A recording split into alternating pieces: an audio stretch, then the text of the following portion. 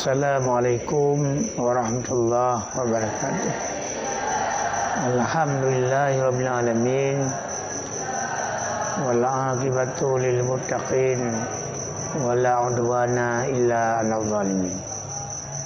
Asyhadu an la ilaha illallah wa asyhadu anna Muhammadan 'abduhu wa rasuluh. Allahumma shalli wa sallim wa barik ala sayyidina Muhammadin wa ala alihi wa sahbihi wa azwajihi wa zurriyatihi ajma'in. Amma ba'du fa ya ibadallah. Jadi malamnya sebagaimana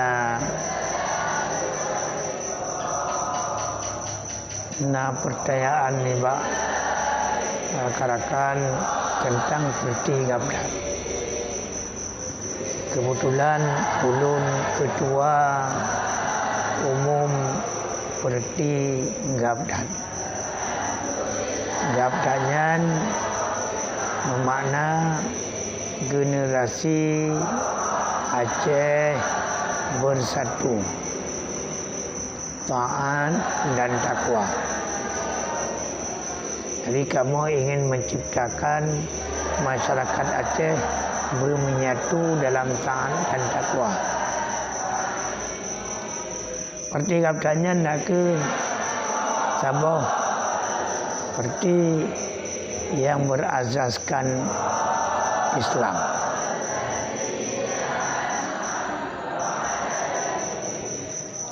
Dalam negeri Aceh, artinya partai yang bersifat lokal, yang di negeri Aceh Darussalam. Seperti katanya tabah rumah politik bak tamu sapat ditanya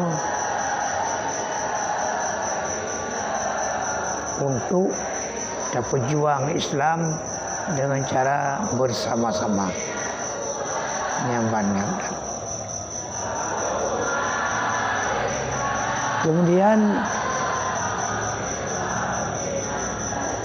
bertanya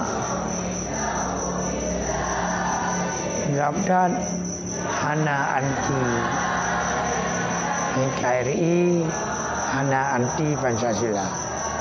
Malahan Pancasila, NKRI melahirkan Pancasila, Pancasila melahirkan Pancacita,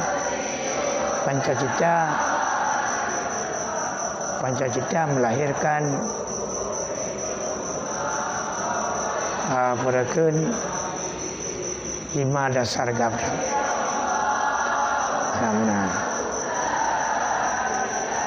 Atau panca gabdat. Jaulah kata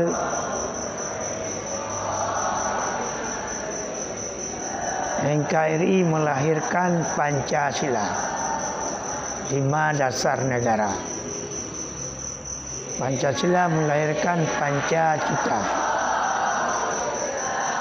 5 dasar cita-cita Aceh.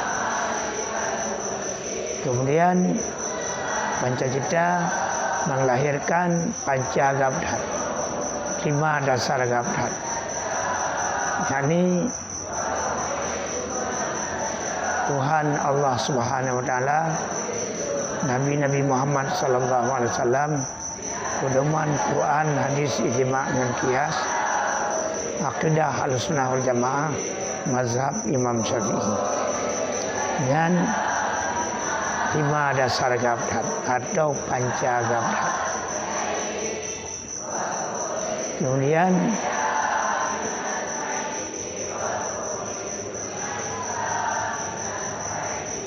diperti gabdatnya undang-undang undang-undang yang istilah kali kamu undang-undang belah. Artinya ragu dalam anggota perti gabdat untuk menyelesaikan perkaranya kembali kepada kitab Fathul Mu'in, Ianatul Talibin, dan kitab-kitab muktabarah lainnya, baik ini bak kitab Jawa atau ini bak kitab Arab. Nyan undang-undang. Jadi kamu akan sepakat Pak Tun teribaya pertuh ranyan dari kenan dapur. Namunan. Jadi oleh karenanya ulun mengharap bagi sekalian masyarakat Aceh berbantu pertigautan, bertamong dalam jamaah pertigautan. Ini masalah.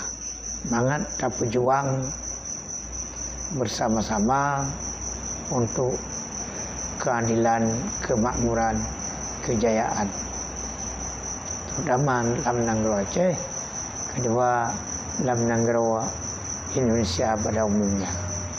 Assalamualaikum warahmatullahi wabarakatuh.